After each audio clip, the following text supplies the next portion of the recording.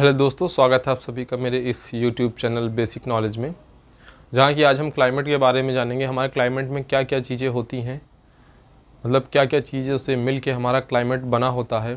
जैसे कि composition of a climate, हमारा जो कंपोजिशन होता है वो गैसेस का होता है, वाटर वेपर का होता है, और जो हमारा पर्टिकुलेट मैटर 2.5 यानी पर्टिकुलेट मैटर यानी छोटे छोटे जो कण होते हैं धूल के, वो हो गए एटमॉस्फेरिक डस्ट पार्टिकल। उन्हें एरोसोल्स भी कहते हैं। जो एटमॉस्फेरिक डस्ट पार्टिकल होते हैं उसे हम एरोसोल्स भी कहते हैं। ये आपका पर्टिकुलेट मैटर हो गया, एटमॉस्फेरिक डस्ट पार्टिकल्स और एरोसोल, इनको तीनों को एक ही कहते हैं।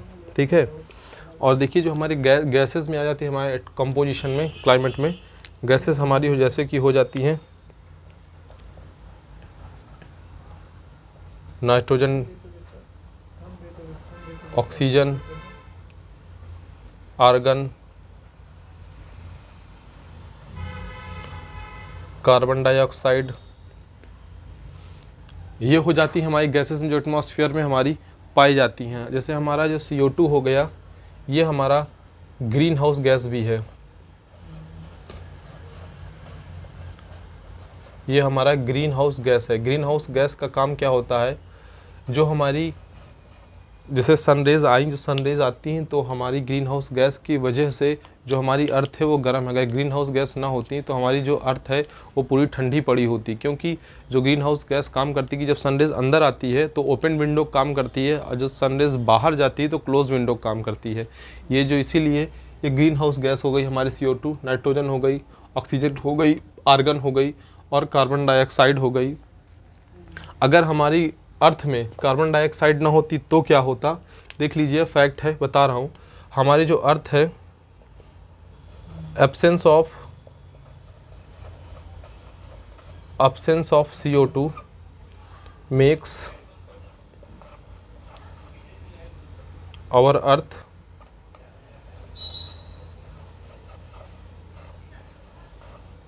To frigid. अगर हमारे अर्थ में CO2 ना होती, in the absence of CO2 और earth too frigid makes the CO2 makes our earth. अगर CO2 नहीं होता हमारे अर्थ में तो जो हमारी अर्थ है वो बहुत ठंडी पड़ जाती। हो सकता है कि इसमें रहने लायक कंडीशंस ना हो हमारी अर्थ में, अगर हमारी अर्थ में CO2 नहीं होती। दूसरा देखते हैं CO2 का और क्या वर्क होता है।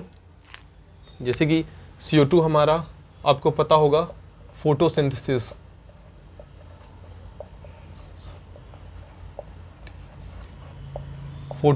करता है। जैसे हमारा ये फोटोसिंथेसिस में हो गया। हमारा जो कार्बन डाइऑक्साइड है ये हमारा food production support life of plants, ये फूड प्रोडक्शन करता है। जैसे कि फूड प्रोडक्शन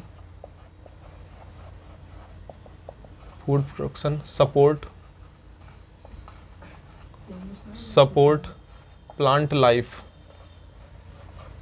अगर हमारे पास कार्बन डाइऑक्साइड अगर हमारे अर्थ में नहीं होती तो ये जो फोटोसिंथेसिस नहीं होती। अगर फोटोसिंथेसिस नहीं होता तो जो हमारी प्लांट्स है ये सब सपोर्ट, प्लांट्स के लिए आपको पता है कि कार्बन डाइऑक्साइड का होना ज़रूरी है। अगर कार्बन डाइऑक्साइड नहीं होगा तो फोटोसिंथेसिस यानी प्लांट जो है वो अपना खाना नहीं बना पाएंगे। अगर खाना नहीं बना पाएंगे तो क्या होगा, हमारे प्लांट्स ग्रो नहीं करेंगे। ये हो गया हमारा नेचुरल का। जैसे फोटोसिंथेसिस जो CO2 हो गया वो नेचुरल जो होता है फोटोसिंथेसिस, और कुछ हम फोटोसिंथेसिस कुछ अपने हिसाब से, जैसे कि हम ले लेते हैं हम लोग भी, जैसे एंथ्रोपोजेनिक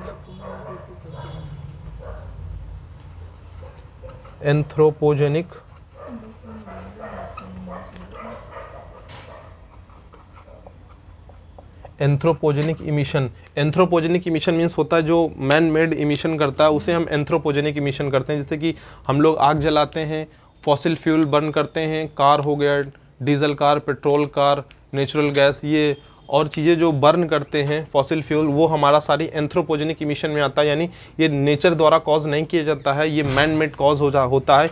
इसी को हम एंथ्रोपोजेनिक एक्टिविटीज़ कहते हैं। जैसे कि हमारा जो है डेटा है, जो CO2 है 0.04 25% जो हमारा ग्लोबल वार्मिंग, हम लोग ये एंथ्रोपोजेनिक से प्रोड्यूस किए हैं, कॉज ग्लोबल वार्मिंग। ये जो ग्लोबल वार्मिंग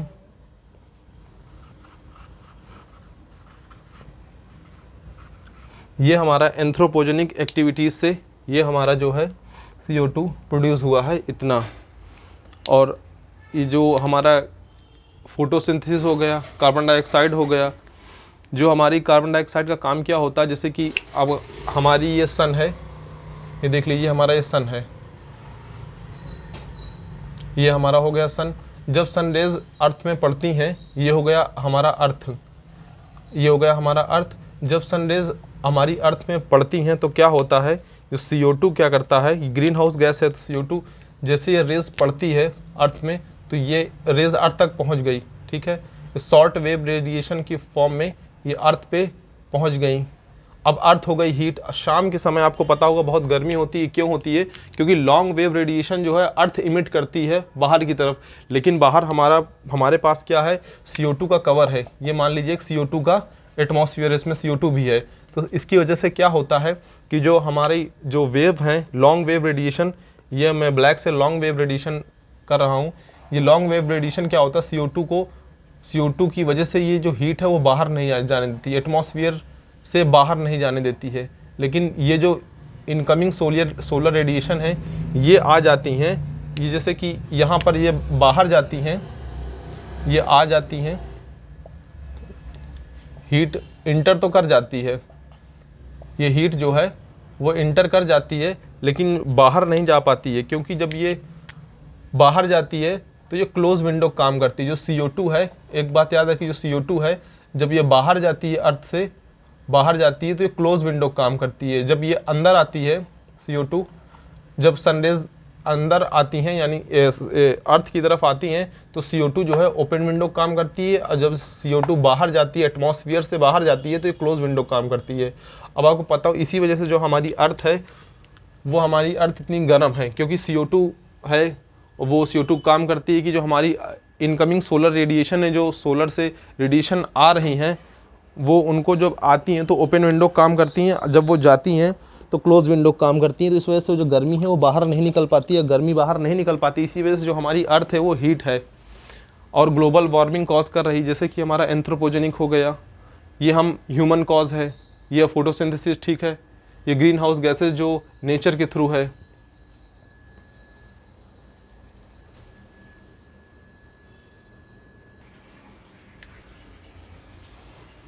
अब जो हमारी दूसरी एयर में गैस है वो है O3। O3 क्या होती है, O3 को दूसरे नाम से भी आप लोग जानते होंगे, इसे ओजोन भी कहते हैं।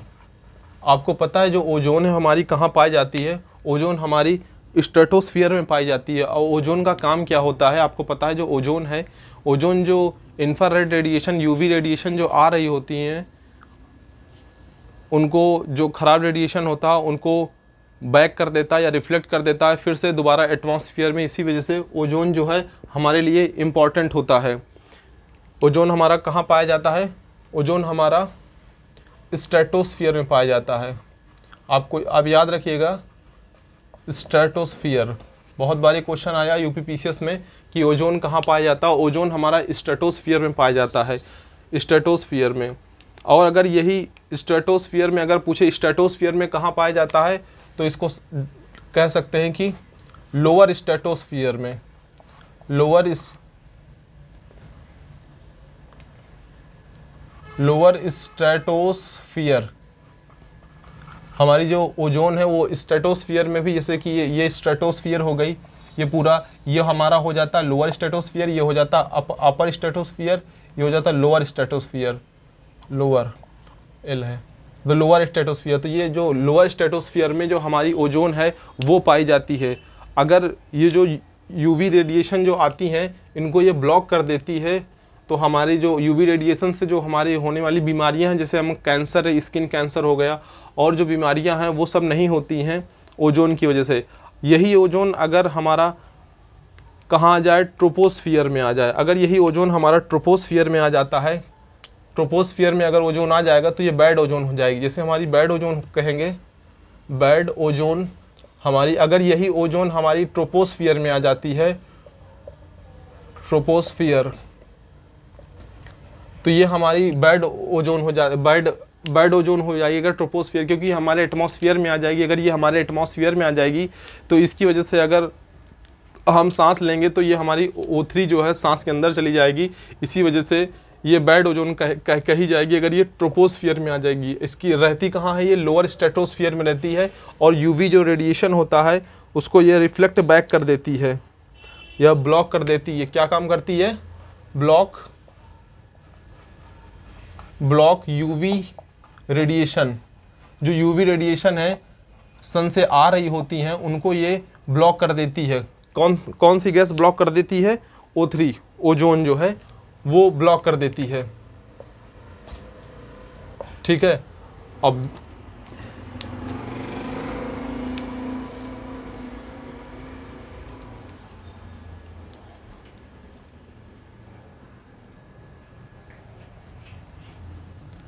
हम देखेंगे हमारी जो दूसरी गैस है वो नाइट्रोजन NOx, नाइट्रोजन ऑक्साइड है।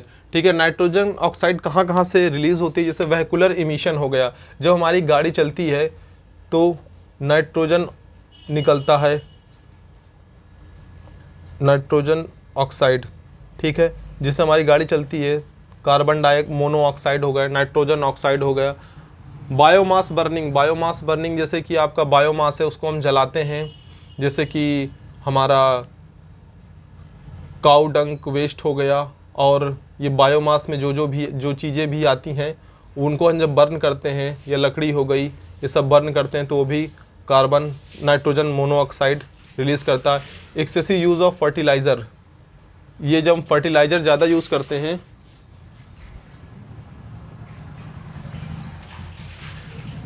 जब हम फर्टिलाइज़र ज़्यादा यूज करते हैं, देखिए फर्टिलाइज़र क्या, नाइट्रोजन को बढ़ाने के लिए हमारे खेतों में फर्टिलाइज़र डाला जाता है, क्योंकि जो राइजोबियम है, जो हमारे बैक्टीरिया हैं जो पेड़ के रूट्स में पाए जाते हैं, वो नाइट्रोजन फिक्सेशन करते हैं, तो इसी वजह से नाइट्रोजन डाला जाता है। लेकिन ज़्यादा डालने से नाइट्रोजन मोनोऑक्साइड निकलता है। थर्ड है एनिमल हस्बेंड्री से भी हमारा नाइट्रोजन मोनोऑक्साइड रिलीज़ होता है। जैसे कि जब जो जानवर होते हैं वो खाना खाते हैं तो उनके पेट में एक तरह का बैक्टीरिया होता है, वो जब खाना पचाता है तो उसमें नाइट्रोजन का रिलीज़ होता है। जैसे बायोमास में क्या क्या आता है, जैसे बायोमास बर्निंग में आ जाता है हमारा वेस्ट आ जाता है,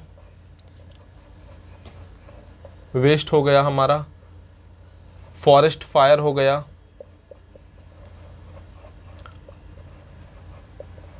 फॉरेस्ट फायर हो गया, और हमारा मान लीजिए स्टबल बर्निंग हो गया। जैसे खेतों में जो खेत में ऊपर से हार्वेस्टर से ऊपर काट लेते हैं, उसके बाद जो नीचे वाला स्टबल बचता है उसको हम जला देते हैं, तो वो भी हम नाइट्रोजन मोनोऑक्साइड कॉज करता है। स्टबल बर्निंग हो गया,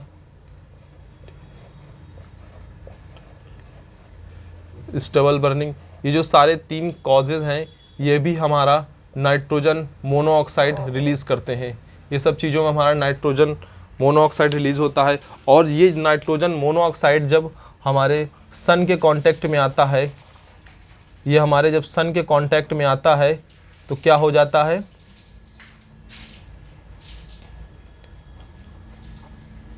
ये हमारे जब सन के कांटेक्ट में आता है तो ये हमारा O2 होता है ऑक्सीजन, उसको ये O3 कर देता है, क्योंकि जो एक ऑक्सीजन यहाँ से टूट जाएगा तो ये O3 कर देगा। और O3 कहाँ कर देगा? O3 हमारा ये कर देगा कहाँ? ट्रोपोस्फियर में, क्योंकि जो नाइट्रोजन मोनोऑक्साइड जब आएगा, सन की रेस पड़ेंगी, कुछ एनर्जी पड़ेगी तो ये ऑक्सीजन अलग हो जाएगी। जब ये ऑक्सीजन अलग हो जाएगा, हमारे एटमॉस्फेयर में O2 पहले से ही है, यानी हमारे एटमॉस्फेयर में O2 है, O2 पहले से, ये ऑक्सीजन हमारा ऑक्सीजन मिला, O प्लस O2 हमारा बन जाता है O3। और ये ओजोन हमारा जो ट्रोपोस्फियर है, ट्रोपोस्फियर में जो ओजोन होता है वो बहुत ख़राब होता है, यानी हमारे लिए ट्रोपोस्फियर पॉल्यूशन कह सकते हैं कि ये ट्रोपोस्फियर में पॉल्यूशन काज करता है। ट्रोपोस्फियर पॉल्यूटेंट हम कह सकते हैं ये ट्रोपोस्फियर पॉल्यूटेंट का कॉज करता है। तो चलिए ख़त्म करते हैं आज का ये लेक्चर। बताइए कैसा लगा आपको ये video. Thank you very much.